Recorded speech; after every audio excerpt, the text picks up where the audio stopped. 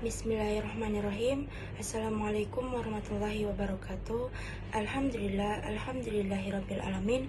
Wassalatu wassalamu ala asrofil anbiya wal mursalin Sayyidina Muhammadin wa ala alihi washabihi ajmain, amma ba'du. Perkenalkan, nama saya Zahwa Azalia dengan NIM 241310083. Nah, di video kali ini saya akan sedikit menjelaskan tentang materi sejarah dan faktornya berdirinya Muhammadiyah, yang dimana kita telusuri bagaimana Muhammadiyah bermula, siapa tokohnya, latar sosial sejarahnya, faktor penggeraknya, dan mengapa kehadirannya ini penting sampai hingga hari ini. Semoga di video ini dapat bermanfaat dan bisa menambah wawasan kita tentang gerakan pembaruan Islam di Indonesia. Baiklah, di materi pertama itu ada latar belakang dan tokoh pendiri Muhammadiyah. Nah, organisasi Muhammadiyah merupakan salah satu organisasi Islam terbesar dan tertua di Indonesia yang didirikan pada tanggal 18 November 1912 Masehi bertepatan dengan 8 Zulhijjah 1330 Hijriah di Kampung Kauman, Yogyakarta, oleh seorang ulama besar pembaru Islam bernama Kiai Haji Ahmad Dahlan. Nah, sebelumnya siapa sih Kiai Haji Ahmad Dahlan itu? Nah, Kiai Haji Ahmad Dahlan ini memiliki nama kecil Muhammad Darwis. Itu ia lahir di Yogyakarta pada tahun 1868 Masehi dari keluarga ulama dan keturunan langsung dari Sunan Gresik, salah satu wali Songo. Sejak muda, Ahmad Dahlan sudah menunjuk minat besar terhadap ilmu agama. Ia kemudian menunaikan ibadah haji ke Mekah dan menetapkan di sana selama beberapa tahun untuk memperdalam ilmu agama Islamnya.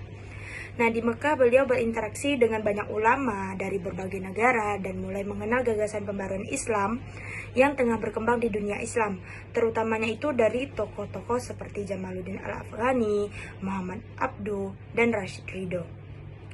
Pengalaman tersebut membuat Ahmad Dahlan ini terinspirasi untuk melakukan pembaruan di Indonesia. Nah, setelah ke tanah air, beliau melihat bahwa praktik keagamaan umat Islam di Indonesia banyak bercampur dengan takhayul, bid'ah, kufarat, seperti rendahnya mutu pendidikan umat Islam.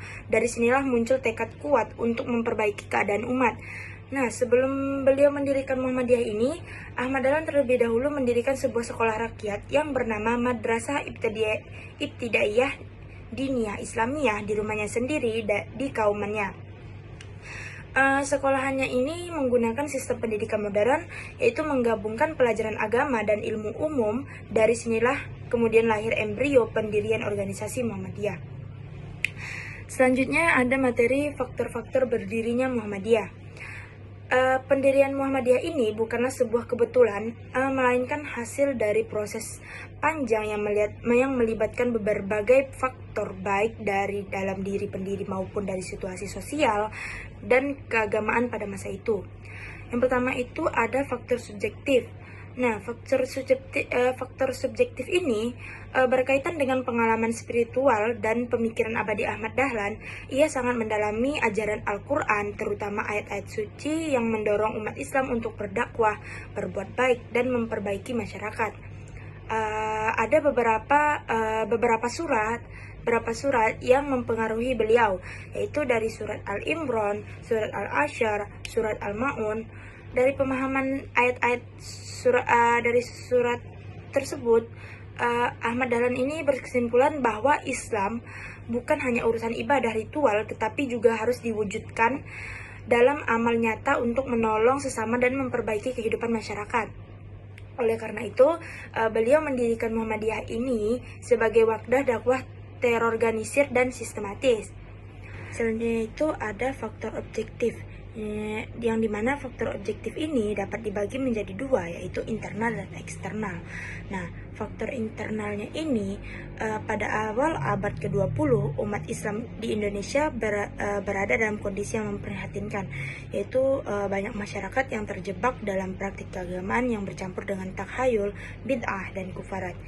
Pendidikan Islam sangat terbatas dan tradisional, belum mengajarkan ilmu pengetahuan umum. Umat Islam mengalami keterbelakangan ekonomi, sosial, dan politik. dan politik dibandingkan dengan kelompok masyarakat lain. Ahmad Dahlan melihat kenyataan ini merasa bahwa umat Islam ini harus dibangkitkan melalui pendidikan dan dakwah yang mencerahkan. Selanjutnya itu ada faktor eksternal, yaitu dari luar umat Islam. Nah, selain faktor internal, ada pula tekanan dari luar yang turut mendorong berdirinya Muhammadiyah, yaitu penjajahan Belanda, yang mempengaruhi hampir seluruh aspek kehidupan masyarakat, termasuk pendidikan dan keagamaan. Yang kedua itu ada gerakan kristenisasi, yaitu yang cukup aktif pada masa itu, terutama melalui pendirian sekolah-sekolah dan rumah sakit. Selanjutnya ada pengaruh modernisme barat, yaitu yang membawa nilai-nilai baru dan kadang bertentangan dengan ajaran Islam. Yang terakhir itu ada kondisi sosial dan ekonomi yang sulit, di mana banyak umat Islam hidup dalam kemiskinan dan ketidakadilan. Nah, semua faktor ini mendorong Ahmad Dahlan untuk mendirikan organisasi Islam yang mampu menjawab tantangan zaman dan mengangkat martabat umat Islam melalui pendidikan, dakwah, dan amal sosial. Selanjutnya itu ada tujuan dan perkembangan singkat. Nah, tujuan awalnya itu Muhammadiyah itu secara garis besar adalah menegakkan dan menjunjung tinggi agama Islam sehingga terwujudnya masyarakat Islam yang sebenar-benarnya berdasarkan Al-Quran dan Sunnahnya. Nah, seiringnya waktu, Muhammadiyah ini berkembang bukan hanya sebagai organisasi dakwah, tetapi juga pendidikan sosial, bahkan ikut membangun bangsa. Nah, dari pendidikannya itu, mendirikan ribuan sekolah dan perguruan tinggi, termasuk Universitas Muhammadiyah di berbagai daerah. Kalau sosial dan ekonominya itu melalui lembaga-lembaga sosial dan pemberdayaan masyarakat. Nah, jadi kesimpulannya itu adalah Muhammadiyah ini bukanlah sebuah peristiwa yang terjadi secara tiba-tiba, melainkan merupakan hasil dari proses panjang perjuangan pemikiran, keprihatinan sosial, dan semangat pembaruan Islam yang lahir dari seorang tokoh, yaitu Kiai Haji Ahmad Dahlan.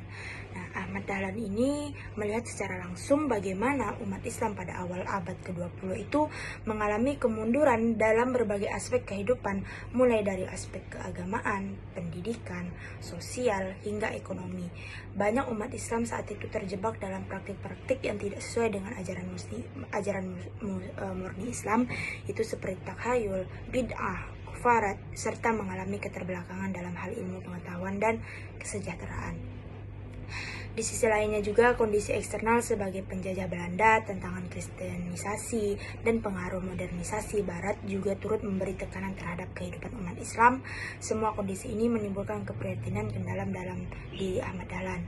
Beliau juga merasa perlu menghadirkan gerakan pembaruan Islam yang dapat menjadi jawaban atas tantangan zaman tersebut.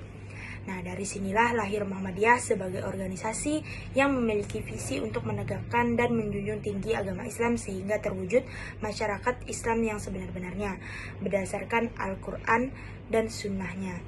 Melalui Muhammadiyah, Ahmad Dahlan ingin menunjukkan bahwa Islam bukan hanya agama ritual, tetapi juga agama dan kemajuan yang mendorong umatnya untuk aktif dalam pendidikan sosial dan pembangunan bangsa. Mungkin segitu materi yang bisa saya sampaikan. Kurang lebih saya mohon maaf. Semoga materi yang saya sampaikan bermanfaat. Wassalamualaikum warahmatullahi wabarakatuh.